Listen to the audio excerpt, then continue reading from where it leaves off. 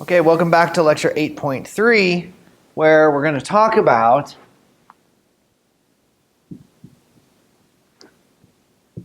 adiabatic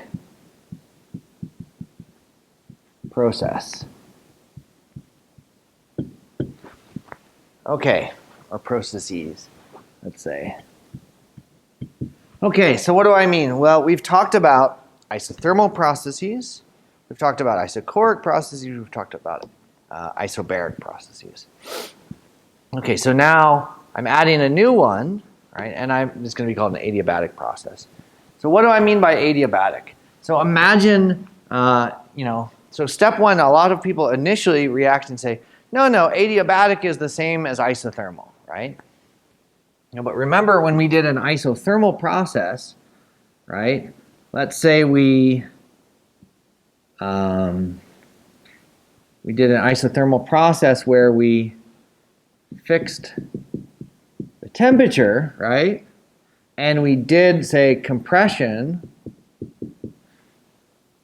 right? We only fixed the temperature by allowing heat to flow in or out, right?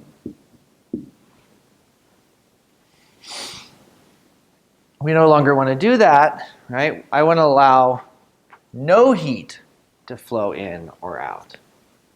So I want to have really the situation where my walls of my piston are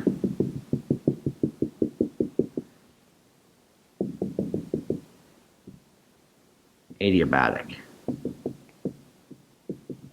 And what I mean it by adiabatic here is that as we change and we go from one state to another, there will be no change in the heat, right? dq will be 0. Okay? Okay, so this is our adiabatic process, and we hadn't done that before. So as we do, let's start with the first law. All right, so we're going to have du is dw plus dq. But if delta q is 0, that means dq had to be 0. So for an adiabat, we're going to have du equals dw. And for a reversible process, like a mechanical process, a configurational change, not dissipative, that's going to be minus pdv. Okay? Okay, so now,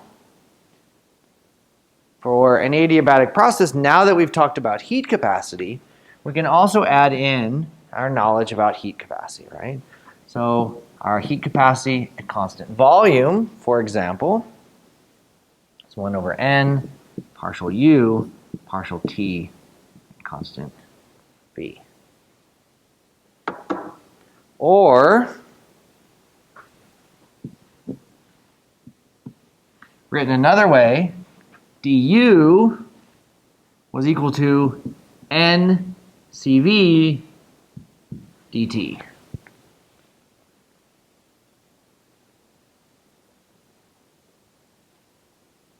Okay, so now I have two equations for du. One is minus pdv, and one is ncv dt. So we can just say ncv dt is equal to minus p dv. Okay. Now you're kind of, if you're thinking, oh no, you have this constant volume, but you're also changing the volume. Remember, u is a state function, right? So this is an exact differential. Okay, so now what we want to do is we want to say, oh, well, the pressure might vary, right? So the pressure might not be a constant when I change the volume. So I need to actually, if I'm going to imagine taking this, I really need to put P is nRT over V, right? To put it in terms of my actual variables. So we have ncv dt, right? Just to not hide our temperature or volume dependence, right? Take my pressure and explicitly put in my temperature and volume dependence. So this is minus nRT over V dV. So let's rearrange a little bit. Let's get rid of our n's, right? Let's put our r on the other side. Nope, let's leave our r. Okay, so we're just going to put the t's on this side. So we're going to have 1 over t dt. And it's going to be, do we want the minus on that side? We want the minus on that side. Minus r over cv, 1 over v dv. Okay, now we can integrate both sides, right?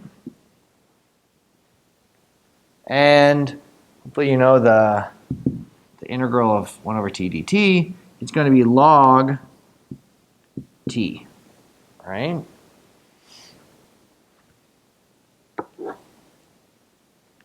Oh, before I do that, I actually want to do one further simplification. I want to point out, I want to get rid of this r, right? So I want to get rid of the r so that I can write this actually in terms of gamma. And so we remember last time we had C.P. Minus CV is equal to R.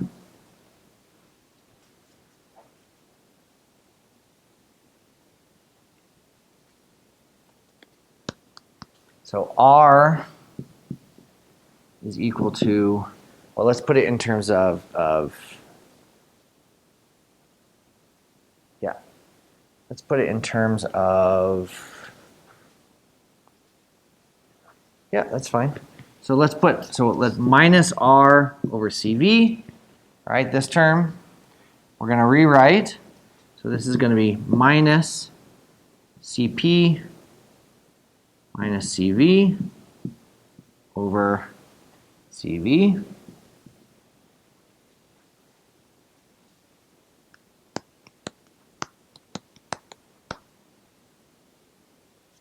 Let's put our minuses in. We're going to just let's take those through. So it's going to be minus CP over CV plus 1.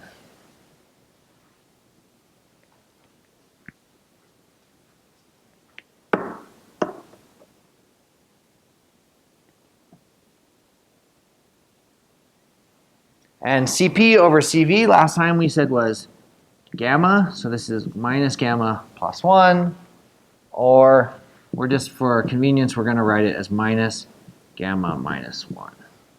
Okay? You'll see why in a second. Okay, so now we can write our integral. This is going to be log t, right? And this, we're going to take out that minus gamma to the minus 1.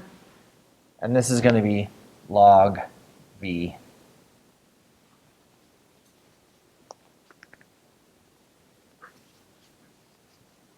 Now, one key feature, though, is this plus a constant, right? Because I did indefinite integrals, right? So I need to add in some integration constant. Okay, so let's rewrite this as log t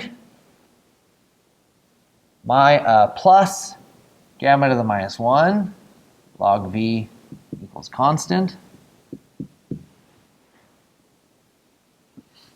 So this could be, remember, we can take log t plus log of v to the gamma minus 1 equals a constant.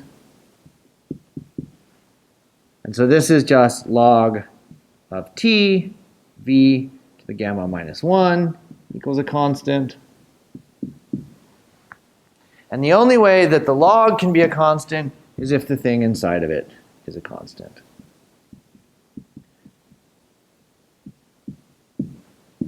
And now we have a relationship between temperature and volume along an adiabat. Okay? So sometimes you may want, okay, so let's explore this for 1 second. So note that gamma, remember we said was always greater than 1.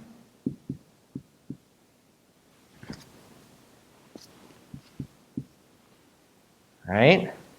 So that means if the volume increases, right?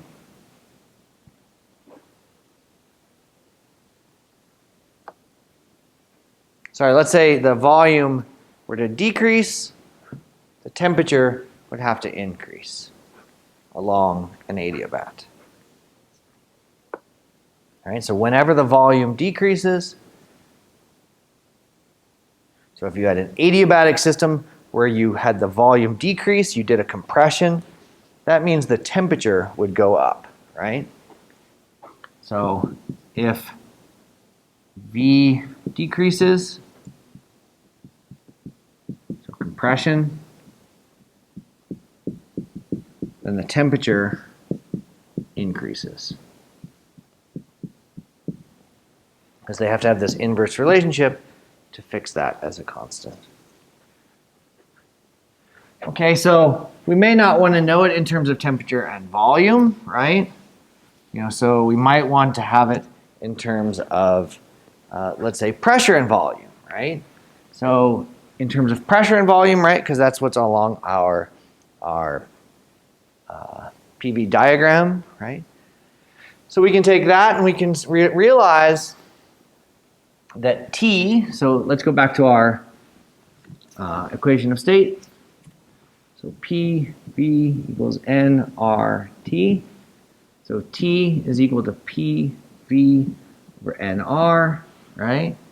So we can rewrite that as PV over nR times V to the gamma minus 1 equals a constant, right? But since n and r are constant, this is the same thing as writing P. So we can just get rid of those. We can put them into this constant. And V times V to the gamma minus 1 is simply the same as V to the gamma.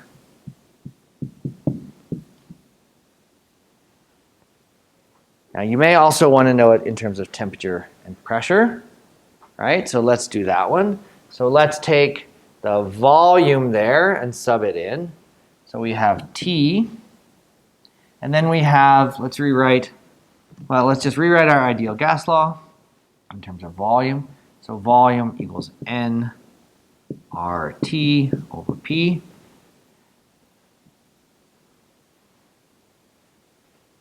So if we do that, then we can just write T, and then we'll write nRT.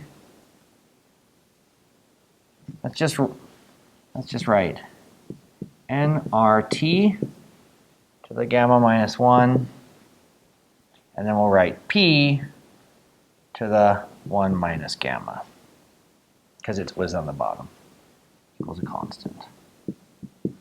Well, I can just get rid of the n and the r again, right? They're a constant. And then I have T to the gamma minus 1 and T. So that's T to the gamma, P to the 1 minus gamma equals a constant.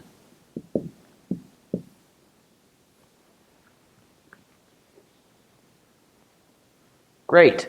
So now we have our three equations that can describe the process along an adiabat.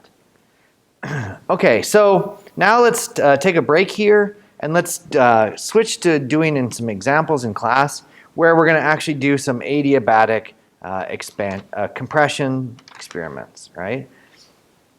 And then we can see some applications of those as well. Okay, next time we will do the work along an adiabatic process.